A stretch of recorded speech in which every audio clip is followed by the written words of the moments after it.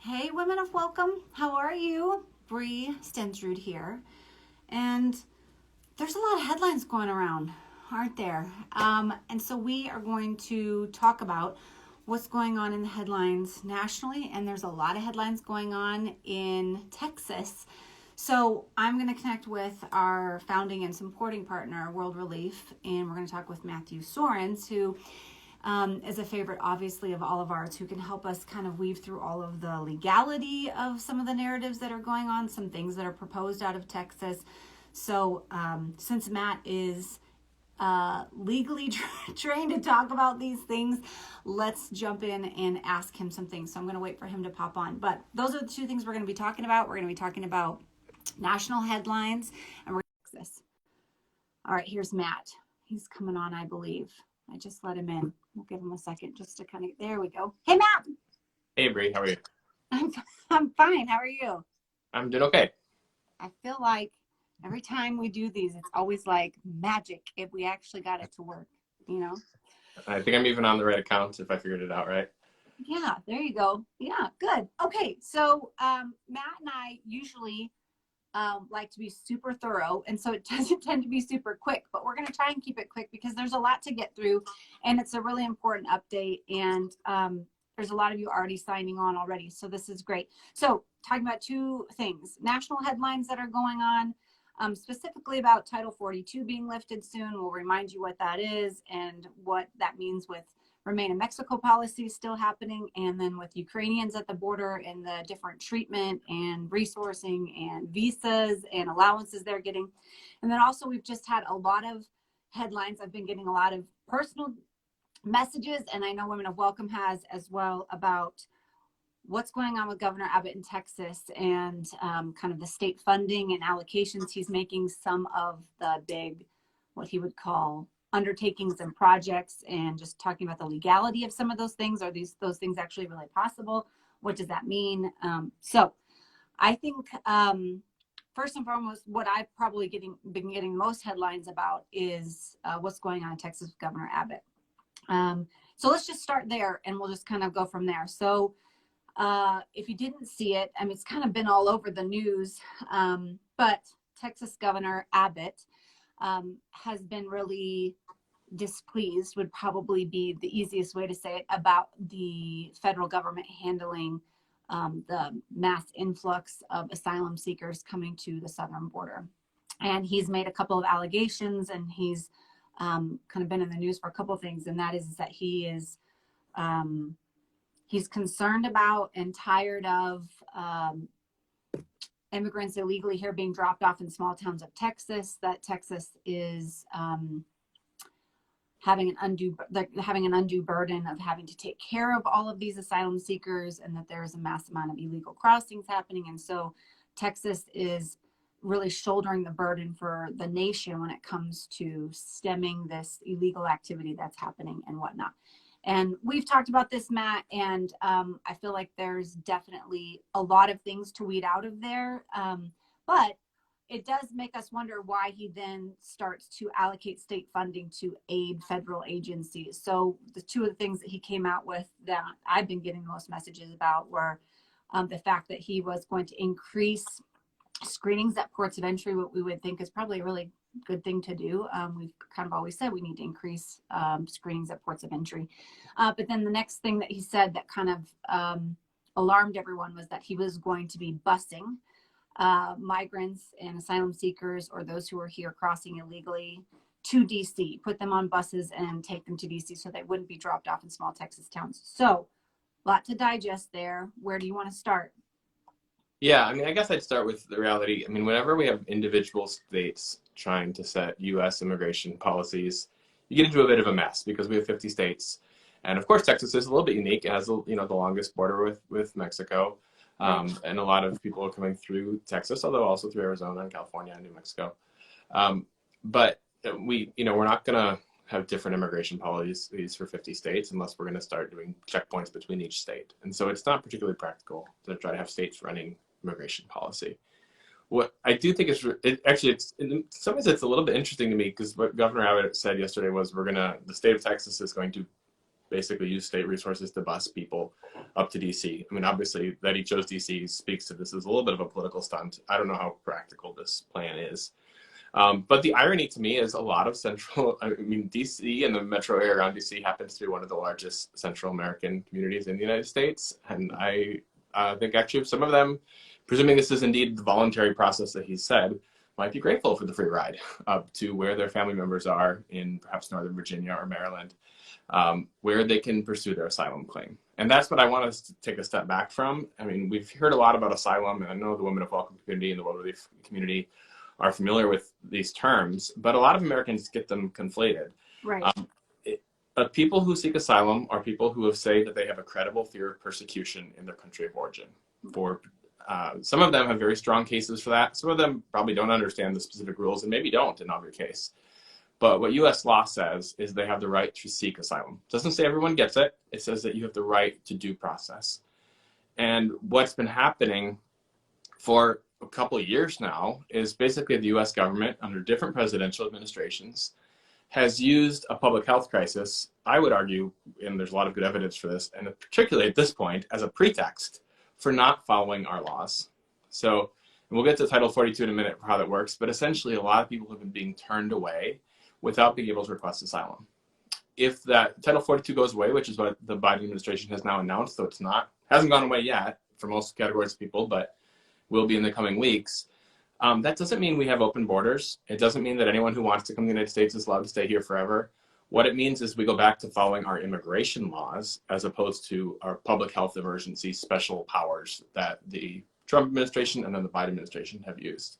Right. So there will be people who are apprehended at the border who will be turned away because they don't have they don't have a credible fear of persecution and they don't have any other visa or authority to stay under the law.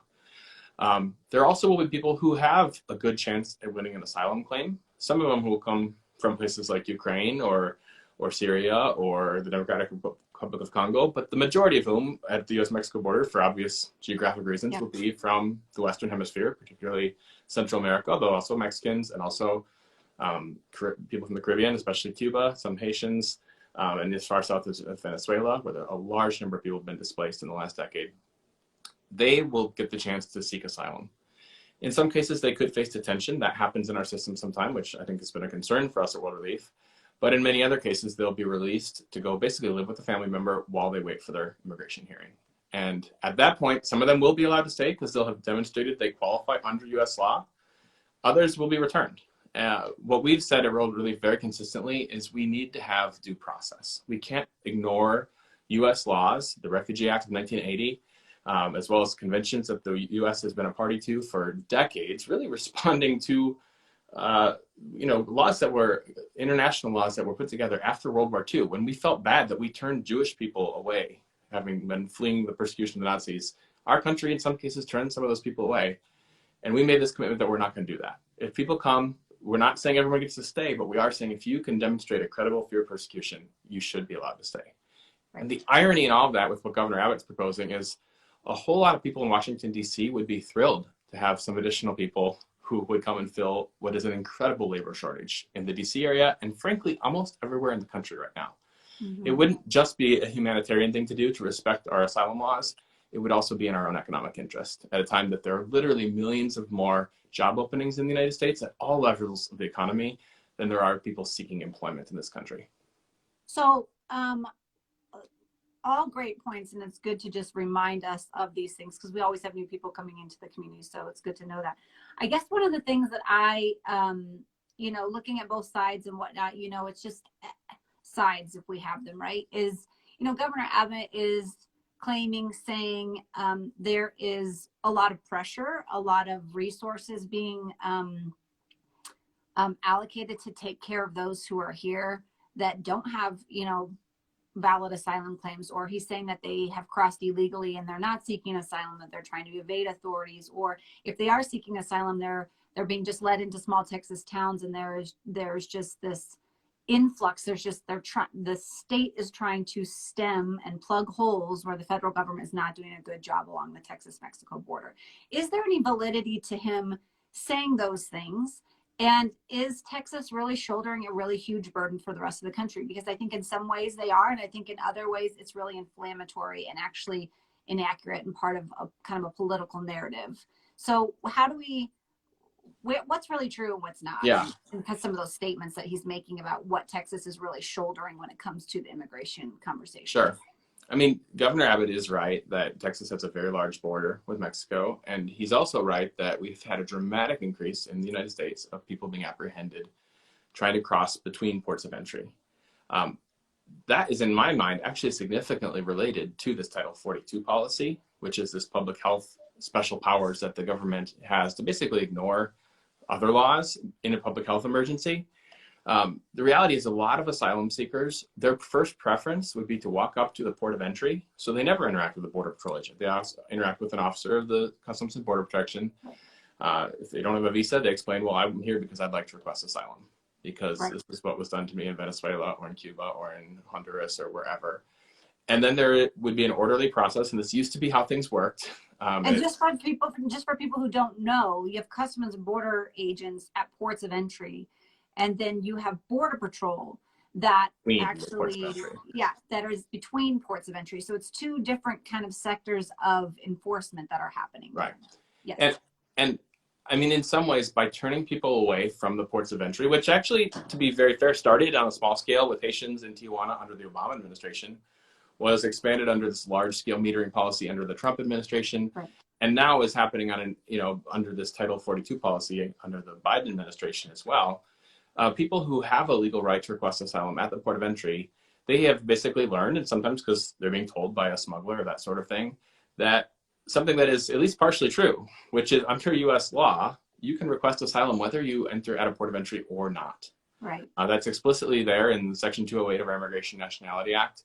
Now, I think it's important that we offer that protection for someone who, in a circumstance like many are in now, where they literally cannot be allowed in at the port of entry, but are fleeing incredible fear of persecution. Mm-hmm. But the much better option would be to direct people to the ports of entry. So it's an orderly process that doesn't engage, smugglers or cartels or anything like that. Mm-hmm. We would like people to come in through an orderly process. If the state of Texas wants to help them buy bus tickets up to their family, that's nice. But, most of them will rely on their family or on churches or other charities to find transportation up to where most of these folks, whether we're talking about Central Americans or Ukrainians or, the various groups of people coming through Mexico, most of them have family in the United States. And that's part of why this is, when they had to flee their homes, this is the preferred destination, among other reasons. There's a lot of great things about this country that would draw people in. But that goes to one other point, which is, what if we didn't even have to make people, for their only option of legal migration, make it through a long, dangerous journey through Mexico to the port of entry? What if they could go apply for a visa in their country of origin? Or if they had to flee their country of origin, request refugee status in a neighboring country and have a reasonable process where they could be considered for a settlement? I mean, that happens. Why don't we have that? It seems like a very easy, reasonable thing to do. I mean, we have that on a very small scale, but I mean, we resettled a little bit more than 2,000 refugees nationally last month. I mean, that's a drop in the bucket. And historically, the U.S. has done much more than that. I mean, we resettled 6,000 or 7,000 refugees a month, even as recently as, 2016. If you go back even further than that, there's been times, and the Afghan crisis showed that we could do a lot as a country. It's a stress on the system, but it's possible when there are humanitarian emergencies. But the resettlement program has been dormant for many years under the previous administration, and it hasn't been rebuilt very effectively under the new administration. And the effect is that for many people, their last option for legal status in the United States is to get to the border and request asylum. And if they're being turned away at the port of entry, which certain categories of immigrants are, I'm glad that we're making exceptions right now for Ukrainians, but for most other categories of people, they're being turned away at the ports of entry. Their only option is to basically go find a Border Patrol agent between ports of entry. And it is really important to know that in fiscal year 2021, which is the last data we have available, the Department of Homeland Security thinks that they're intercepting about 83% of people who are trying to cross the border. Mm-hmm. Again, that's way, way, way higher than it was 20 years ago. Part of that is, frankly, more resources at the border, but also part of it is people are not trying to run away from the Border Patrol. They're looking for the Border Patrol to request asylum. Yeah. Now, there are some people who sneak in, and that is a concern. I think we've been really clear at World Relief for a long time. We want to have secure borders. We want an orderly just system that respects our asylum laws, but we don't want to not know who's coming into the country. And we want our government to be able to do everything reasonably possible to keep out that very small share of potential border crossers who actually have a bad intention, wanting to harm someone. So it is concerned that, that roughly 17% of people are getting in without being apprehended. What would be much better is if we had, yes, a secure border, but simultaneously a functional, robust legal process, not just for those fleeing persecution, frankly, but for those who are fleeing poverty, who want to fill a job that right now we have a lot of jobs available in the United States. And that's going to take an act of Congress. I mean, a lot of people are like, all right, so how do we fix that? Well, you have to call your elected official. There has to be political will, and that has to come from the constituents demanding for something to be different. So what is it valid for Governor Abbott to be saying that Texas is getting thousands of folks who are illegally here or who are here undocumented in small towns, and they're eating up state resources and kind of taking over small towns and whatnot, and that Texas is kind of really shouldering this burden and the feds aren't doing a good job? Is that a fair statement that he's saying in your opinion? I mean, I think it's certainly true. Most of the towns along the border are small towns. That's just a reality. People are not staying there, to be really clear. They're in almost every case moving on to other destinations and often relying on local nonprofits and churches for help in that process. Mm-hmm. But again, I would prefer that people not be crossing the border without a visa. I prefer that they go to the port of entry and be allowed to request asylum there. And that would be a much more orderly process. And those border crossings tends to be in, not always huge cities, but in communities with more resources to sustain people. When we basically close the ports of entry, it effectively funnels people out into the desert, and where the nearest town is usually a small town without a lot of resources. But the solution isn't just to turn people made in the image of God into like a political stunt. It's also not to turn them away, which is still largely what's happening. I mean, for all the focus on these huge numbers of apprehensions, people tend to forget that most of those people have been turned away, in most cases, without even the chance to request asylum, even if that's their intention. But as to your point, this is something that Congress could fix. We could have a functional asylum system. People in Poland are showing us that it's possible to deal with a very large number of people fleeing a really horrific circumstance. And Slovakia and Moldova as well. Like, it is possible to respond to a large number of people. I think the American people have that will. They want to be helpful, but we do need a governmental system that can, in an efficient, orderly, compassionate way, verify who qualifies under our laws and treat everyone humanely, even if they don't qualify, but have a humane enforcement of our laws.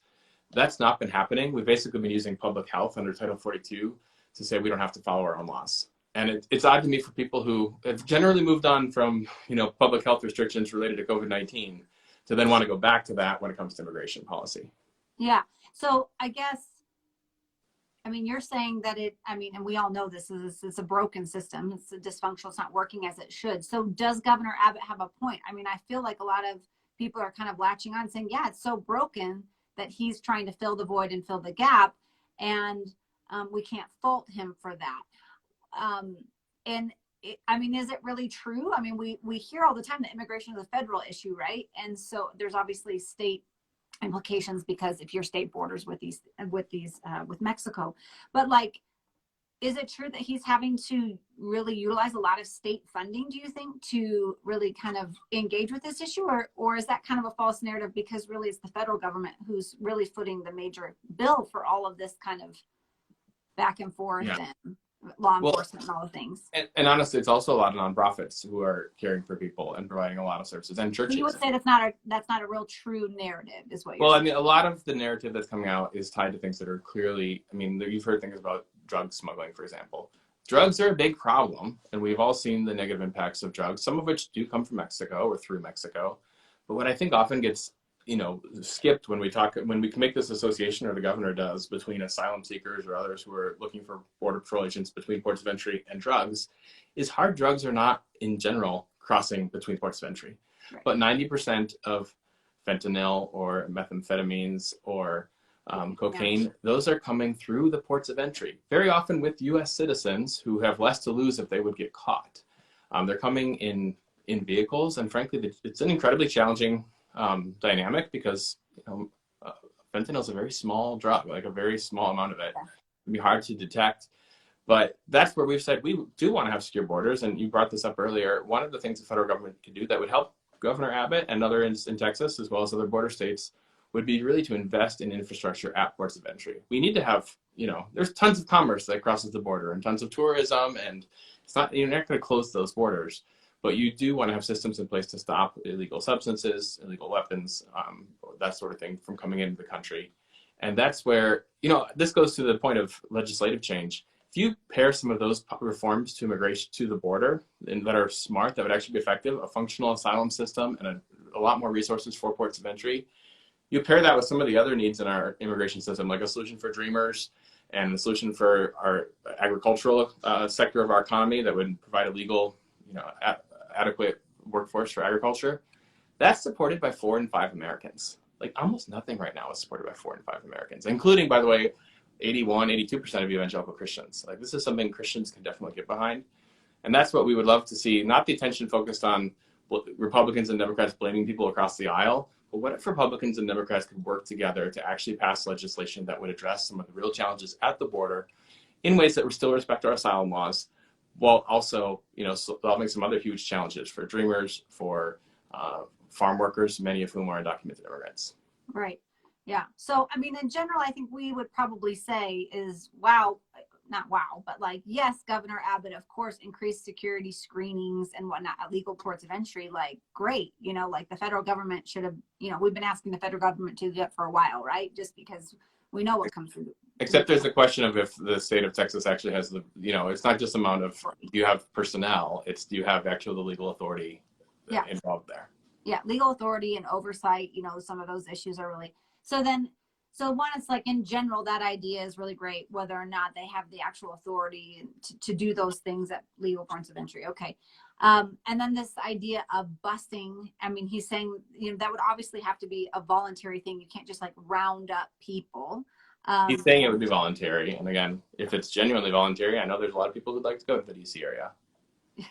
But that is concerning to us because we don't really, the legality of that is questionable. The practice of that is very questionable. And whether it's real or just a political statement is also remains to be seen. Right. And I mean, it could be a very slippery slope to just, especially in the state of Texas where there are a lot of Hispanic people and you could essentially be having law enforcement kind of police areas. And if you have brown skin, it's like, you get on this bus, you're going to go somewhere, which is a very scary thing to think about of we're going to inflame this rhetoric in Texas and make you fear or be suspect of maybe a neighbor who's been in your community for a really long time that you just don't know. And so just kind of the practice and the logistics of this seem quite questionable. That element of it. I mean, I think you're absolutely right that the tone involved is very concerning in that the implication is these people are somehow a bad thing that we would inflict upon Washington, D.C. instead of these are people fleeing persecution.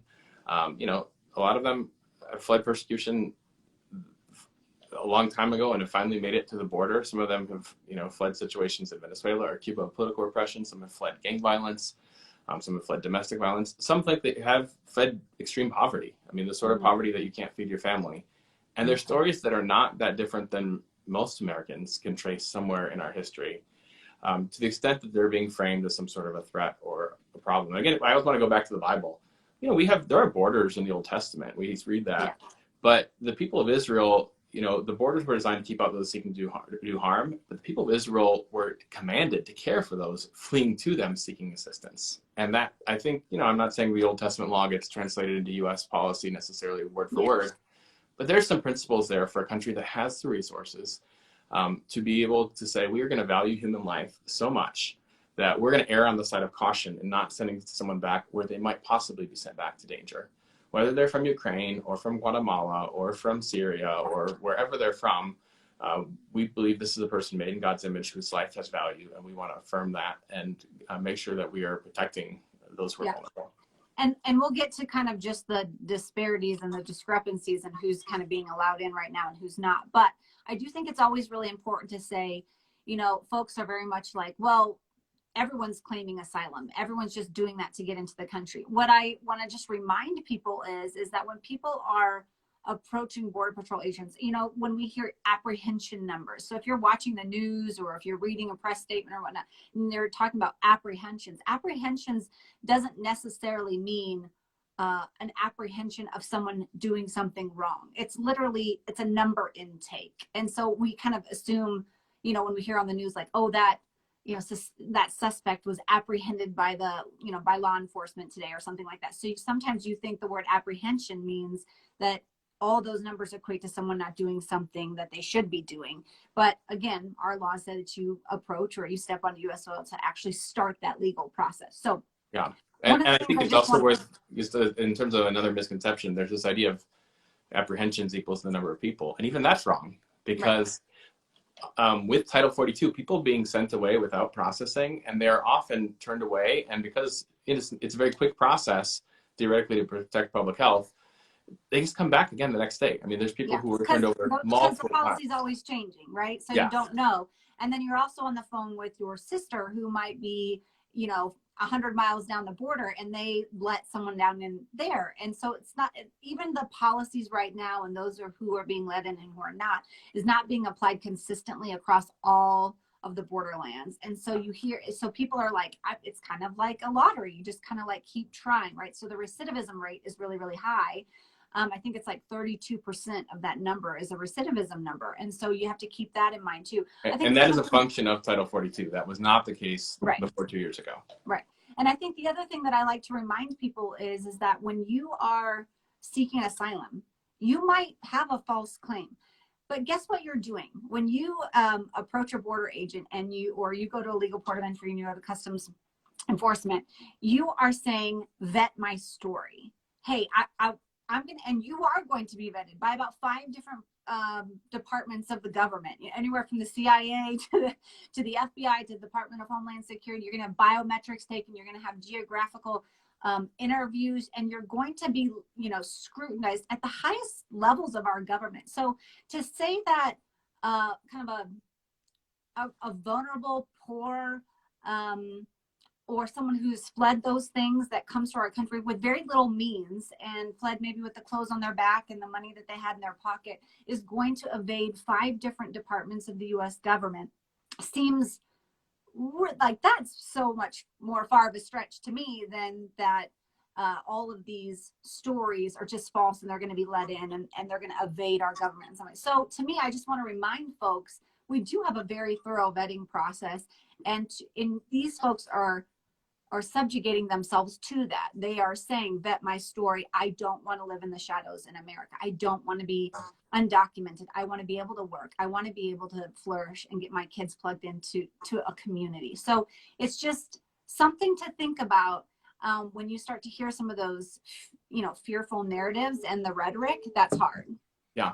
And I do think, I mean, in some ways, part of the challenge is a lot of people who are coming to seek asylum don't have a complex understanding of U.S. immigration law. Right. And that's not a critique of them, because neither do very many Americans. You know, like it is incredibly complicated.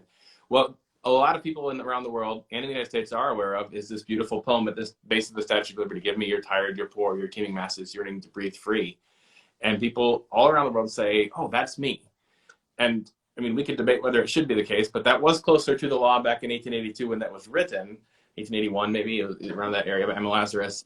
It's not the law now. Now the law is much more precise. And give me, you're tired, that's not a qualification. You're poor, not in itself a qualification. Right. You're need to breathe free if we can demonstrate persecution on account of your race, religion, political opinion, national origin, or social group. And some of those were clear-cut cases, and many of them are actually, you know, I may be fleeing that persecution, but I don't have the documentary evidence to prove it. Or, you know, what is a social group? We've talked about that on here before. Like, it's a very vague concept. And there's some legal precedent around that, and different administrations interpret it in different ways. Yeah. What people are doing is they're coming to the United States and turning themselves over to the U.S. government and saying, please, I'm fleeing a desperate situation. And that, again, is not that different than what we're seeing in Europe on large scales right now. And I'm grateful for, in general, the response of people in Poland and Moldova, and World Relief is doing, you know, working with partners in those countries to respond to that. I would hope that we could have a similar response in the United States, which is happening for some Ukrainians. If you were flying to Mexico and coming to the border, and seeking asylum, and they have been accepted from Title 42, which is good. But frankly, there's not a particularly compelling reason to only exempt them and follow our immigration laws with them, but not for other categories of people who are professing to have fled persecution. Right. And I mean, like you said, a lot of these Central Americans and those who are coming up from, south of the border, they don't have a clear understanding of immigration law, much like Americans. And in that, those who see economic opportunity in America, poverty isn't a reason for, that's not a credible fear reason. And so, unfortunately, while you have a lot of people who are fleeing poverty, and while that is a really unfortunate and dire situation, under our law, those folks would not have a credible fear and they would be returned back to their home country. And so that's something for people to realize too. It's in this process, our own laws are followed too. So those folks who are here for even economic opportunities, which we have a lot, and if you're looking to feed your family, you want that opportunity, that's not going to allow you to stay here in the U.S. with legal status and allow you to work.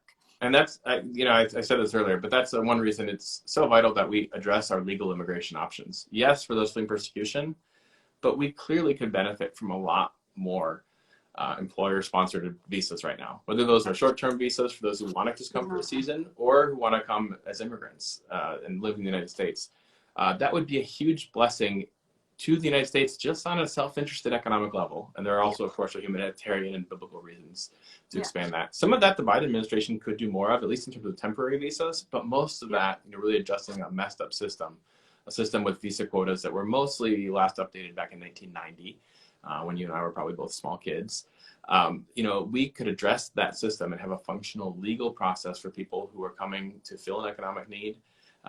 It'd be in our own interest to do so as a nation. I mean, who of us hasn't been to a restaurant recently and it has to close a few days a week because they don't have enough people willing to work, or, been hit with supply chain issues? A lot of that has been the dramatic reduction in legal immigration options over the pandemic, and frankly, even before the pandemic, through some things that the previous administration did. Yeah. Whenever people can't come legally, asylum's the last option. And that's part of why we're seeing people show up at the border. Yeah. And okay, so then let's just get back into we talked about Texas. So then let's talk about the national headlines, because we are going to see, the data suggests, and also the season suggests, and also the policy liftings suggest this. We know, and it's not something to be afraid of, but it's something to just be aware of, is that we are going to see more caravans coming up from Central America. That is very likely to happen. We can't say that with all certainty, but a lot of the indicators and the migration patterns and whatnots, and the policies that will be changing and lifted indicate that could probably be a very big thing that's coming up in the next couple of months. And so Title 42, we keep mentioning that, we keep talking about that. And just so that we're all very clear, Title 42 was something that was put in with the previous administration, and it was used to, in very layman's terms, to prevent a further spread of COVID into the United States, and that more Americans wouldn't be exposed to COVID, and that's why we weren't letting in folks. And then that actually stayed for the Biden administration. That's still in place.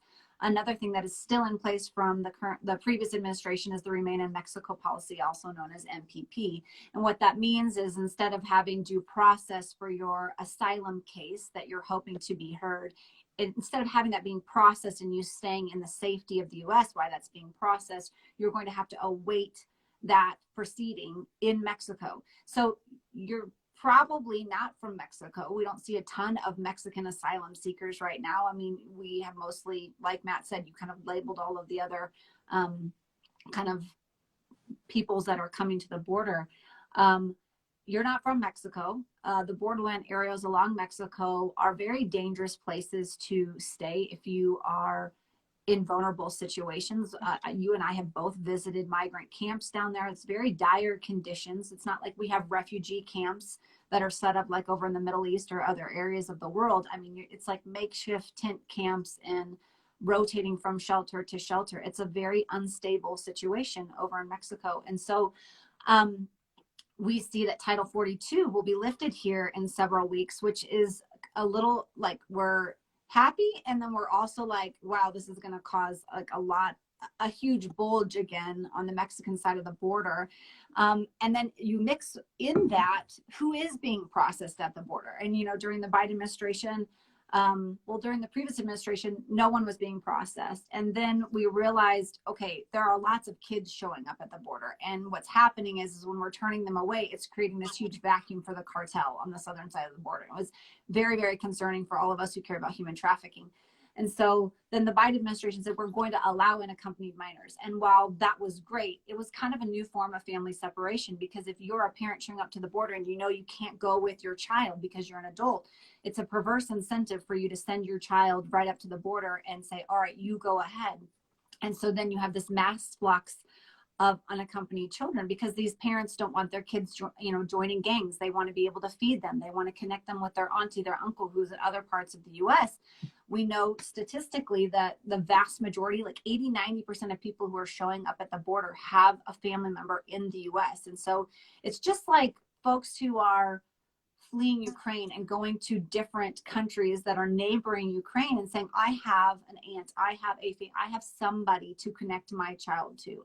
And we were all applauding that 11-year-old boy who made it to, I can't remember what the state was. Was it Poland? He made it, several hundred miles by himself to connect with his brothers and sisters. And that's all his mom could do. She said, I had to send him by himself. And we applauded him.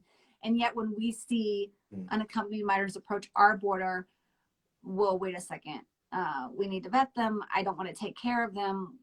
They're so controversial just to give them hygiene products in the care facilities we have. So there's a lot of problems there.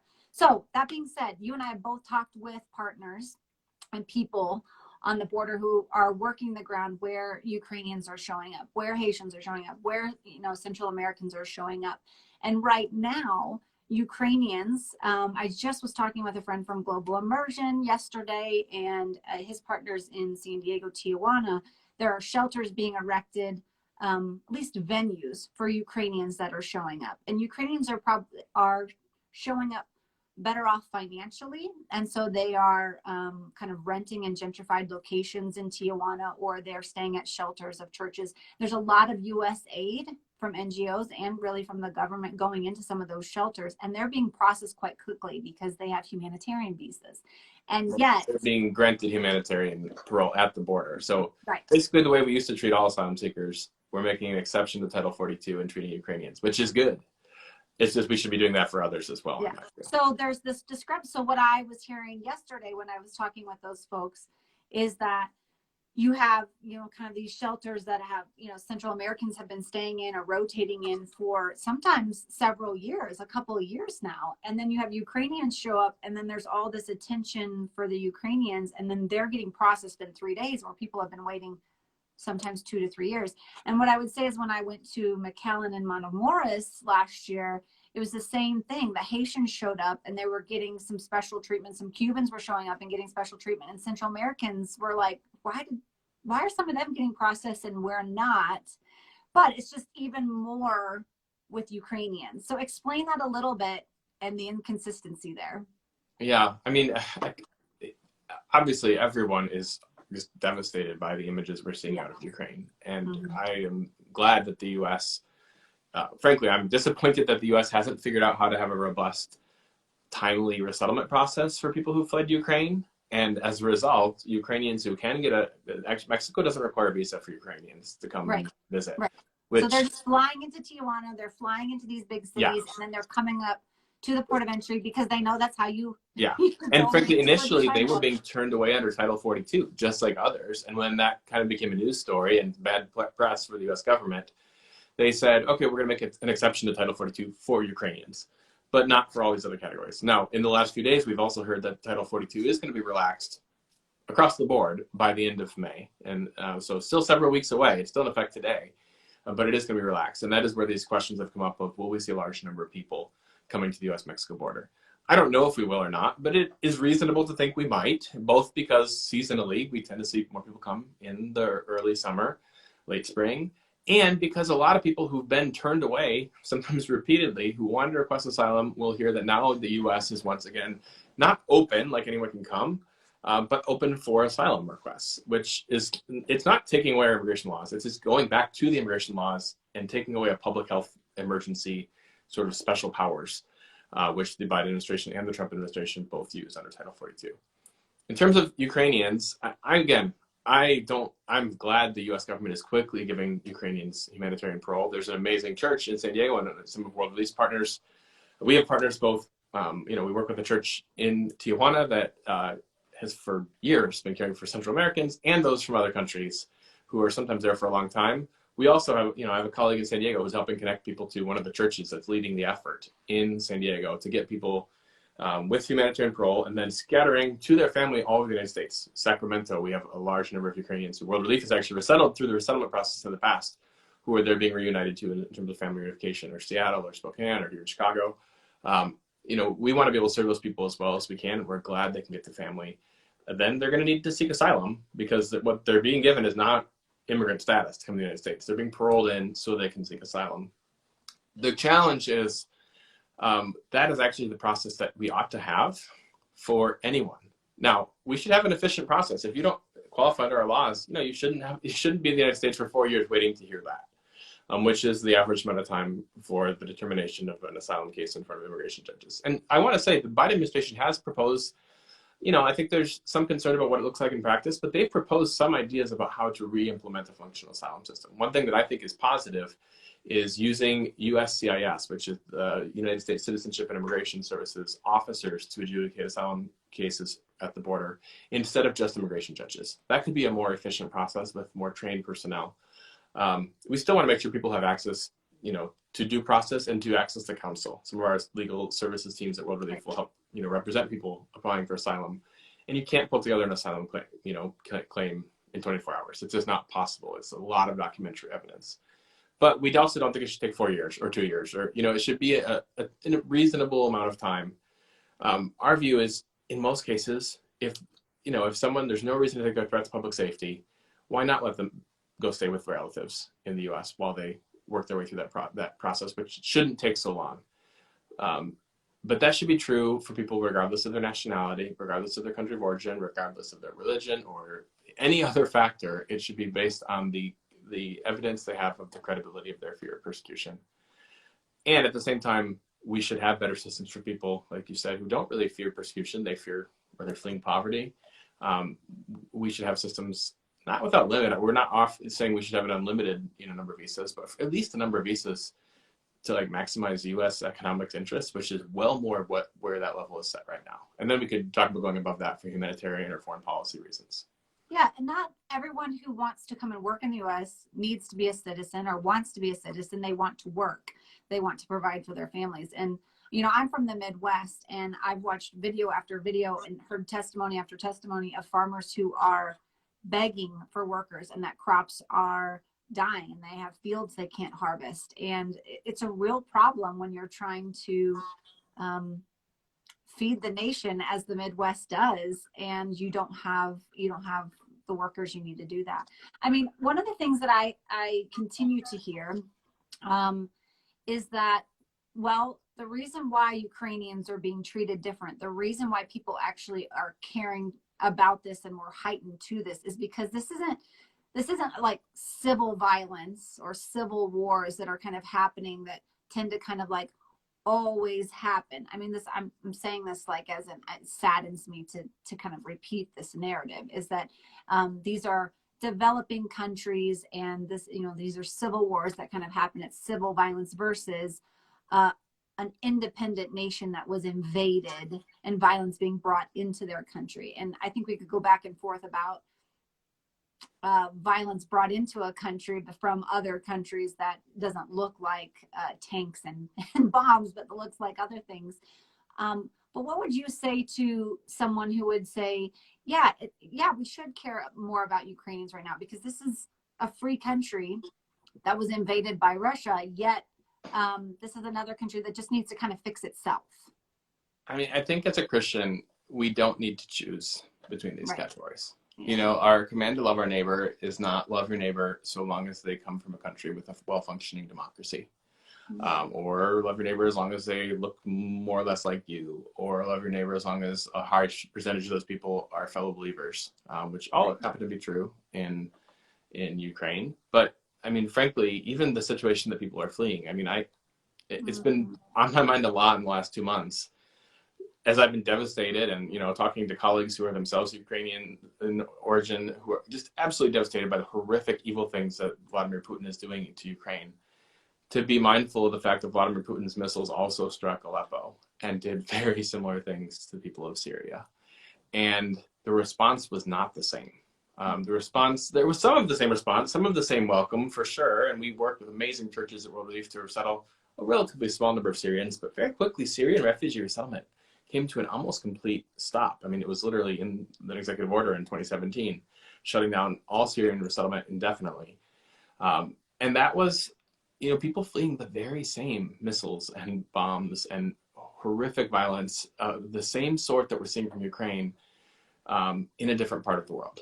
And it was heartbreaking then to me to see, yes, some churches standing up and welcoming people and some politicians eager to welcome people, but also a lot of Christians and a lot of politicians saying, no, we don't want those people here. Those people could be a threat to us. And there wasn't evidence of that. There was never, there wasn't evidence that our vetting processes had failed. But a lot of Christians were very reserved. And I'm nothing but grateful that I haven't seen that yet with Ukrainians, that it seems to be an incredible level of solidarity. And that's true in the United States. It's true in Western Europe as well. And I guess Central Europe. I mean, World Relief is working with great partner churches in several of those countries, responding with immediate humanitarian needs. We have all sorts of churches wanting to welcome Ukrainians once they're allowed to come here, and a few are arriving via Mexico, very, very few through the U.S. Refugee Resettlement Program. We do have a few arriving, but not the 100,000 you might have heard of yet. We don't really know when those people are coming, what process they're coming through. But we should have the same response for people fleeing Syria. We should have the same response, frankly, for people who fled, the military regime in Burma, often 10 or 15 years ago, and they've been sitting in a camp waiting for the possibility for a settlement.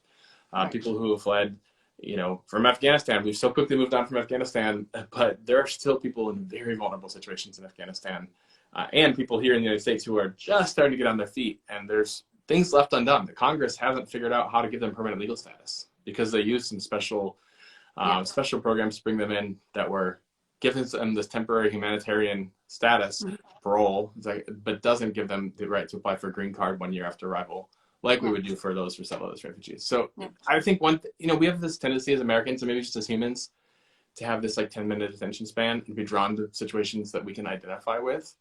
I think that's maybe human nature, but as Christians, we're called to something more than that. The Samaritan who loved this Jewish person of a different religious tradition, who was a traveler in need, who we didn't know and didn't have time to carefully vet, is our model of what it looks like to love our neighbors as ourselves, which is the greatest commandment that sums up all the rest of the law and the prophets. And I think that should be a challenge for all of us. It's a challenge for me because we don't do that perfectly, but to be living into that reality. What does it look like to love our neighbors, full stop? Yeah, and I think this brings up a really great point. We're going to wrap up here. We've been talking for a while. I knew Matt and I had a lot we wanted to talk about, and we've just had a lot of questions to answer. So this is good, but this it really does bring up this point as we wrap up about it is very, very important for you to pay attention to the narrative that is being repeated in the news. And I'll tell you why. Because our compassion level, unfortunately, tends to fluctuate based off of how different people groups are framed. And this is what I mean. What I mean by that is back during the previous administration, there was a lot of rhetoric that made us fear those who are in the Middle East, from Syria, from Afghanistan, from Pakistan, from some of those areas. And so there was just this Muslim travel ban, and we were all for it, or we didn't really speak up against it. Maybe we didn't have language for that. Maybe we thought it was pretty reasonable to do that. And they were framed in a certain way, and it was that we were to fear them. Here we are, fast forward 3-4 years later, and a lot of us who are in this kind of conservative to moderate, either political or theological space, who consider yourself probably like a conservative of some sort, you care very much about the military. You have family that served over in these areas, and your husband or your cousin or your sister or your brother worked with alongside a lot of these Afghan folks who are now under persecution of the Taliban and all of these things, which they had been for a very long time, right? But the media then framed those folks from Afghanistan as allies. 3-4 years previous, they were not framed as allies. They were framed as people to fear. And yet there's still mostly majority Muslim families coming to the U.S. And yet somehow the narrative changed, and we were all about people coming. We were all about helping and serving, right? When Haitians were coming up from after they had suffered hurricanes and assassinations in their government and whatnot, and how the media framed them, and how the media framed Central Americans, generally as those folks who are coming up from the southern border are takers, and they're here to evade authorities, and they're here to bring in crime, and they're a drain, right? They're a problem, versus Ukrainians. Of course they have a lot to offer. Of course they're fleeing persecution. So our compassion wanes when we pay attention to narratives that may or may not be actually true. And to frame a whole people group as such is incredibly unfortunate. But it also means that we're being a little bit lazy in paying attention to those narratives, because violence is violence, no matter how it's brought about, right? So I just want us all to be very careful about how people groups are being framed in the media, and how quickly we latch on to that, and that then indicates how much we're going to care about that issue, or how much we're going to have, what kind of levels of compassion we're going to bring to that subject matter. I mean, would you say that's probably? Yeah, I mean, I had a reporter ask me, it was back when the Afghans were beginning to arrive, but I think you could have asked this question with Ukrainians as well. Suddenly of polling that evangelical Christians like me are very supportive of refugee resettlement, which is great. I'm glad for that shift. But this reporter asked me, well, what changed? And all I could tell them is one thing that didn't change was the Bible. So I don't think that our attitude should have changed, because we should be motivated by the scriptures and by God's call to love our neighbors as ourselves. Mm-hmm. The individual circumstances do change, and the way that it's being framed for us by media changes. And sadly, we know from lots of polling, a lot of Christians think about these issues they acknowledge that the media informs their views more than the Bible does.